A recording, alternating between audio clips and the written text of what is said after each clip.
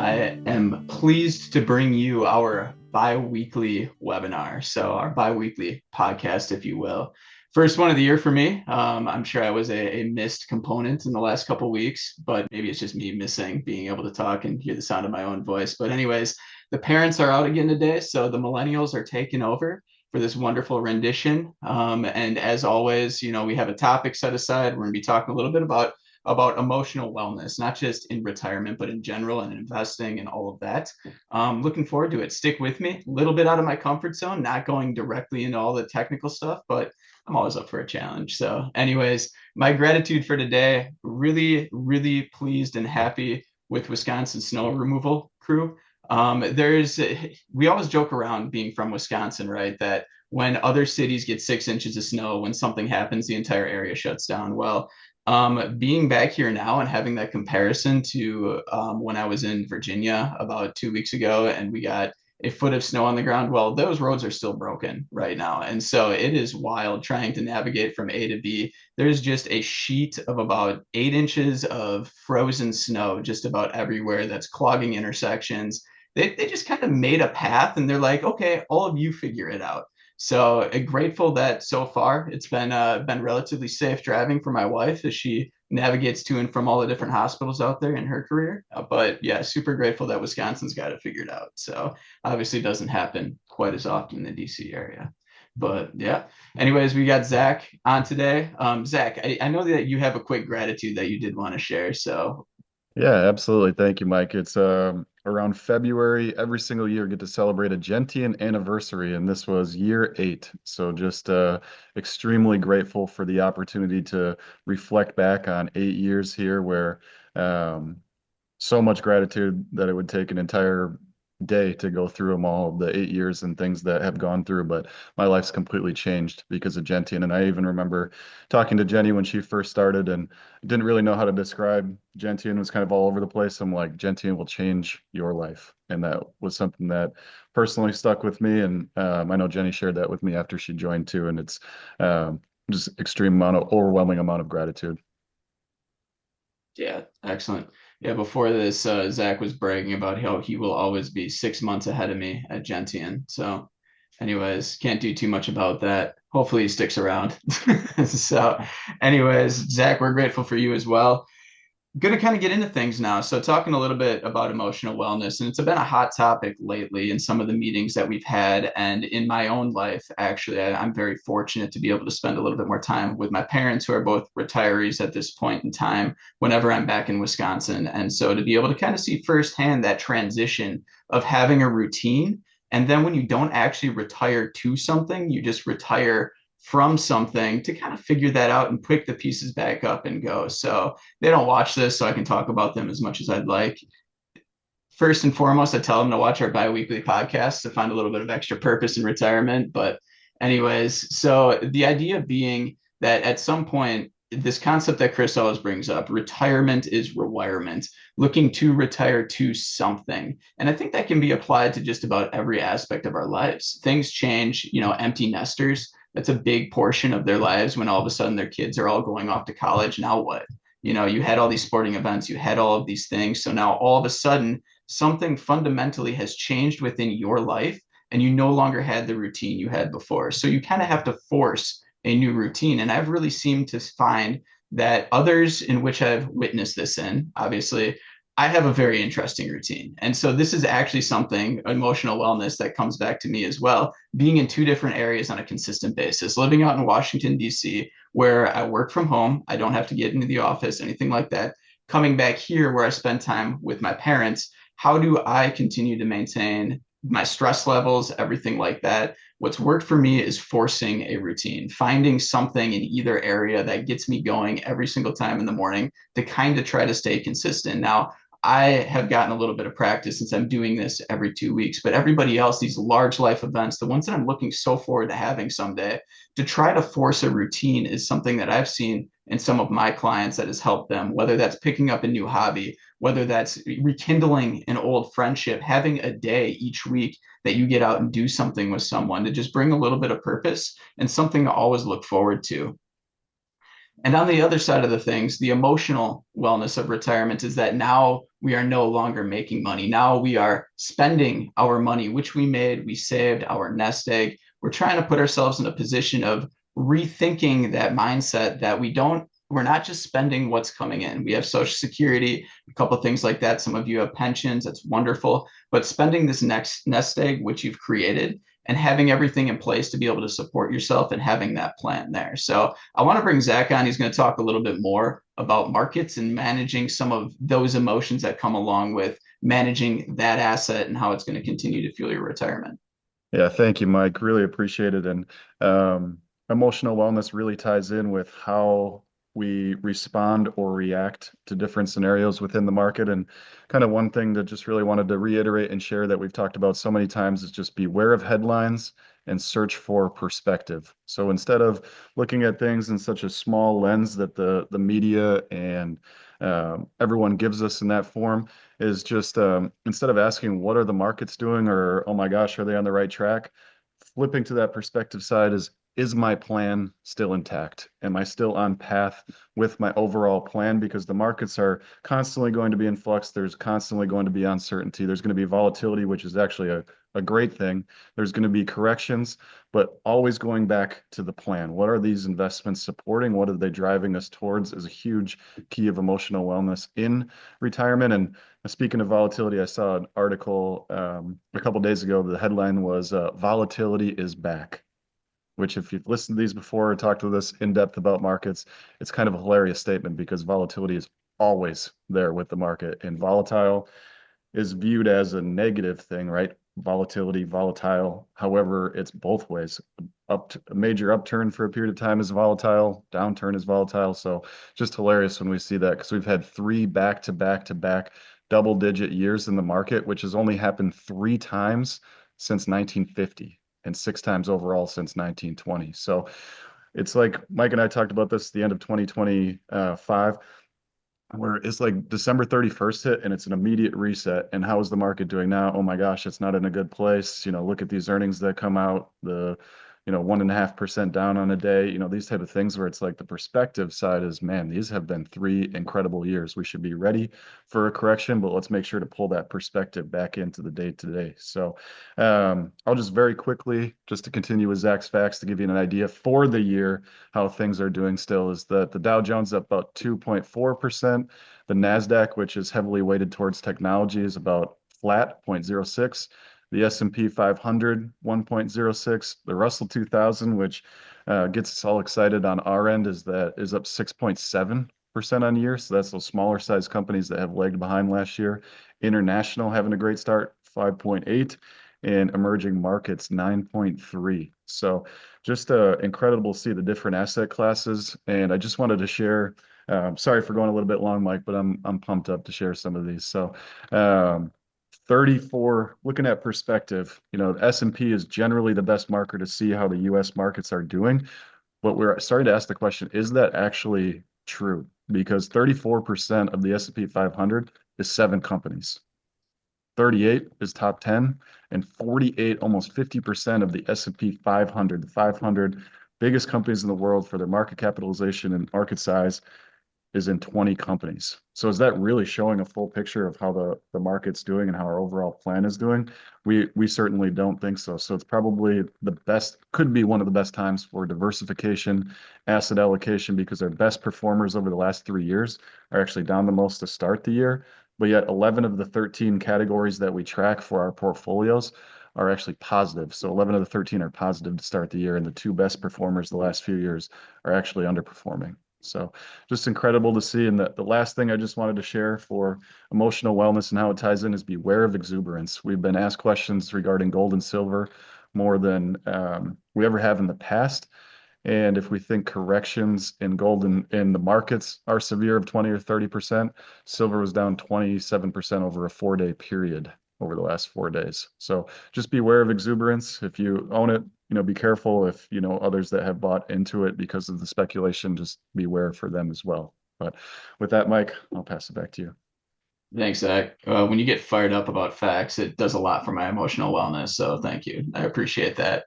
There's a couple things I want to continue to expand upon that Zach was talking about. When we talk about tracking these different asset classes and how the actual portfolio is invested and how things are set up. See, now I'm getting back in my comfort zone here.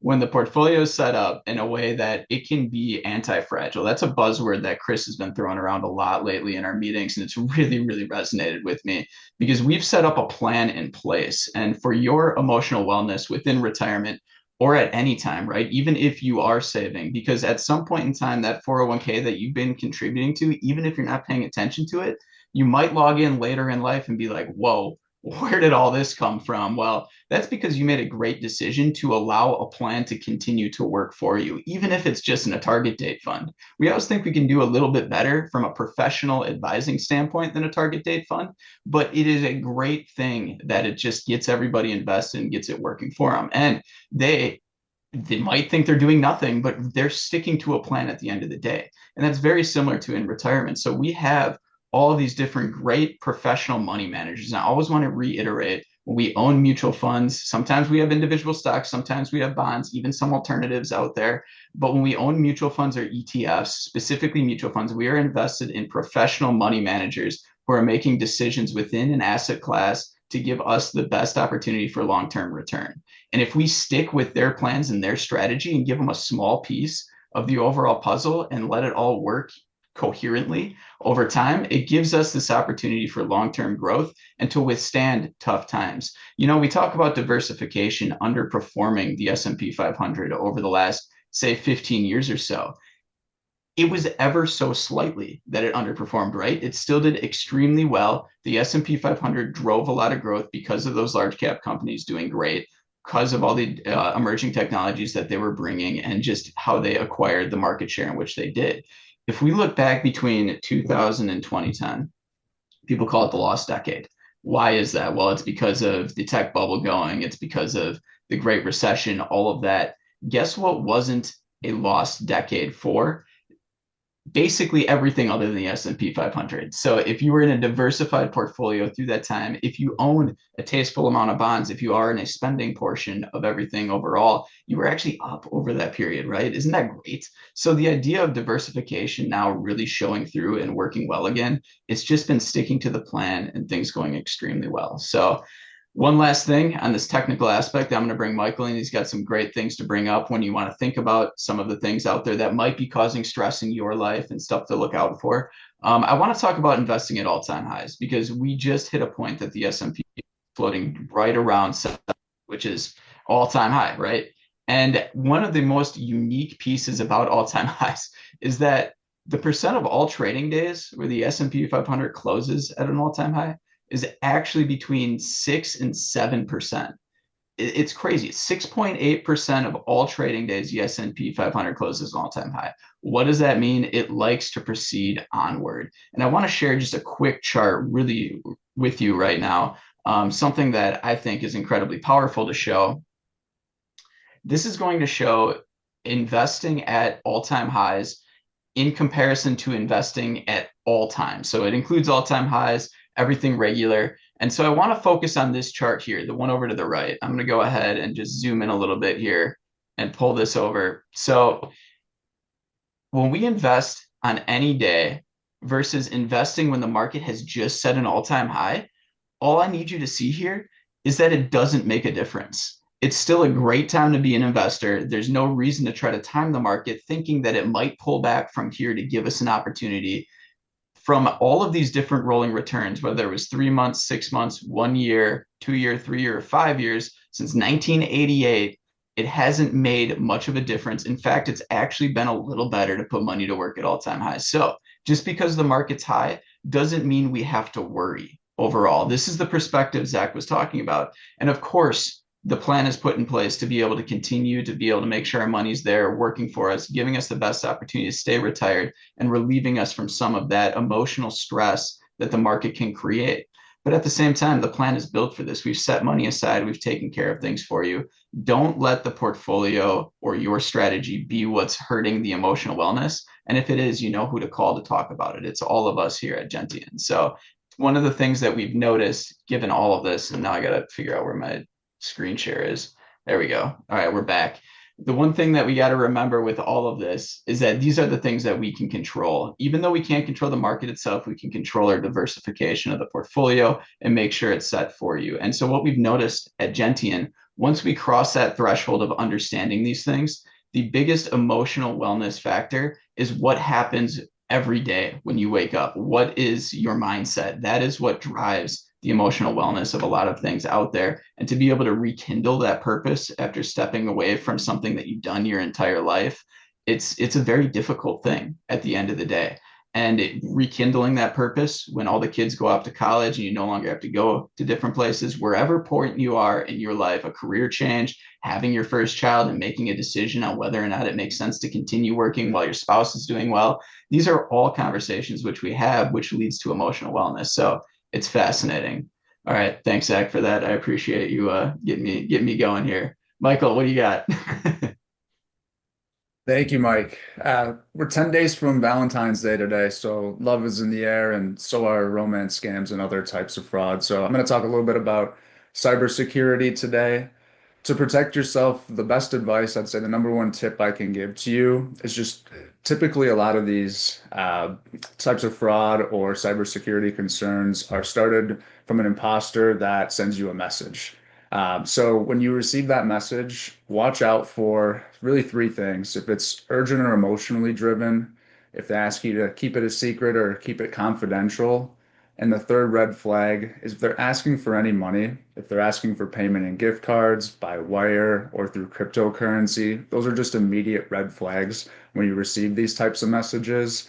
And as time has gone on, we've seen these different schemes get a little bit more sophisticated. So a lot of these attempts can look legitimate. So I would also say take a moment when you receive that message, just pause, read it again, read it a couple of times. If it seems off, there's a pretty good chance it could be uh, somebody attempting to defraud you. So if they're claiming to be one of the more popular ones we see is Amazon, if they're claiming to be from Amazon, uh, disconnect that message, call their customer service line directly. Don't give any of your information out. And if you get their name and you call their customer service line, ask for that person's extension and ask for them directly to verify that it's really them. Otherwise, don't give that person obviously any information. There was a study that was just actually done that an average cell phone user receives about 14 spam calls per month. So if you have an iPhone, one thing with the more recent update, they've added a feature or two features. One of them is called reason for calling, and the other one is called live voicemail. So if you get a call from a random number, now on your phone, you may see spam probable or spam likely as the label for who is calling you. And the reason for calling feature that they've now asked will actually prompt that person to state their name and why they're calling, and it'll transcribe on your screen as your phone is ringing. So just some more features that Apple, or one of the biggest companies in the world, is providing to their users. Um, what I expect to see going forward as far as verification methods, especially in a world that's getting more technologically sophisticated, I would expect to see an increase in more biometric types of verification. But there's been a lot of new legislation and other bills introduced for reasons to be optimistic when it comes to cybersecurity. The NIST is working with 13 different states, giving grants to fill cybersecurity roles to meet the upcoming demand. And then there's also an initiative called the Cyber Pivot Act that provides scholarships for 2-year degrees that almost fast track that, where it's similar to the ROTC program through the government, where essentially there's a grant that's given to you with a promise to essentially work for the government post graduation. So there's all types of new ideas, things being introduced to continue to protect ourselves as the world gets more sophisticated. So thank you, Mike. Yeah, no, thank you so much, Michael. And that's an incredibly important point because one of the biggest fears with artificial intelligence and this sort of technological boom that we are constantly going through with all the data and everything getting thrown at us is how is our own stuff protected? And I think that we always need to remind ourselves that there are good guys out there too. There are those who are utilizing these new technologies to make sure that people are taken care of, and so is their hard-earned data, information, and of course money at the end of the day. So the last line of defense though is you. And so by making smart decisions, not answering some of these, they've almost become so prevalent that it's so obvious that, I mean, we end up losing the ability to communicate sometimes because your phone call might be marked as spam if you're making a lot of outgoing calls to a similar number, right? And so at the end of the day, or your email, right? If you get like a junk email or anything like that, be cognizant of some of that that's out there, right? It's not always spam, but if you do take that call, just be careful, right? Be careful with the information you're giving. If it seems weird, I mean, it's like if it smells like a scam, looks like a scam, feels like a scam, it's probably a scam. So don't ever, just stay away from it from that regard. But I think I love the education that's coming out and people being a little bit more aware just how it's able to protect them. So, but yeah. Coming back to the emotional wellness of everything, now it comes back to, okay, we got these protections in place, things are taken care of us. We're feeling a little better about our cybersecurity. We're feeling pretty good about our portfolio and money, despite the downturn that will inevitably happen at some day in the future that nobody knows about. All of this stuff. So what can you control? And that's immediately what's in front of you. And finding community in retirement, finding community at any point in your life. I alluded to earlier, having that friend that you see on a regular basis and that you can have those conversations with, and finding a community with people who aren't necessarily your age. It's wonderful connecting with others. I love spending time with some of our older clients and getting to golf with them and take them out and just on a weekend or whatever opportunity it has. I haven't quite earned the weekdays yet, but someday I'll get there. Peter, I know you're listening. But regardless of that fact, being able to spend a little extra time with those of different generations is a wonderful way to be able to connect a little bit deeper, ask some questions in every realm of it. It's been fun for me to see college grads coming out and being able to talk to them about my career path at this point. It's brought purpose to myself that's outside of my workplace. And that's been something that's really lifted me up. And so, whatever advice you can give, whatever that may be there, it might feel like at times it's falling upon deaf ears, but eventually they'll be asking for it. And that's something that can build a little bit extra too. So, speaking on that bit of community, I want to bring Jenny in. She's going to talk a little bit more about the things that we've got going on Gentian, our wonderful community that you're all a part of. So, thank you, Jenny. Thanks, Mike. Yes, so we do have some things coming up this month. Bad news first, the groundhog did see his shadow. So we do have 6 more weeks of winter predicted, although my gratitude is that it is light when we leave the office. So I am enjoying that part. We have next week our February birthday club. So if you haven't RSVP'd, there is still time to do that. And keeping in the theme of purpose, we are covering hobbies and passions. So talking with each other about the things we like to do in our free time, hopefully to inspire you to try something new. As far as our next webinar, that's going to be on the 18th. Social Security and social connections, why both matter is the subject of that one. So if you enjoyed today, definitely tune in for that. And then just a friendly reminder that February 16th, the markets and the office will be closed in observation of President's Day. So I hope everybody has a very happy Valentine's Day this month and finds something to celebrate and someone to love. And that's all. Back to you, Mike. Thanks, Jenny. Even if that someone's just yourself, there's nothing wrong with that. So, that's right. But anyways, so I'm going to wrap up. I'm going to let you guys get out of here a little bit early today, which I'm sure is a gift all in itself. I know that you love listening to us and joining us on these bi-weekly podcasts, and we're so happy to have you. But I just want to reiterate some of the things we talked about today. Coming back to the idea of a routine, the most difficult time to have a routine and finding that purpose is when you no longer have a schedule. Create something, find a passion somewhere and just add something in, whether that's just getting up and making breakfast at the same time every morning. Ryan on the team, he had some great examples years ago that's always stuck with me about getting, when you want to try to create maybe a workout routine, how do you get started with that? Well, if you get a new pair of running shoes, just leave them by the bed. Have them there so that you get up in the morning and you have that reminder to get after it and do something in that regard. So just an example that can apply to anything, whatever that may be that you're trying to pick up that you think would help, just go for it. And then try to work it into a schedule, create your own. So creating routine when there is none could be a way to help build a little bit more purpose.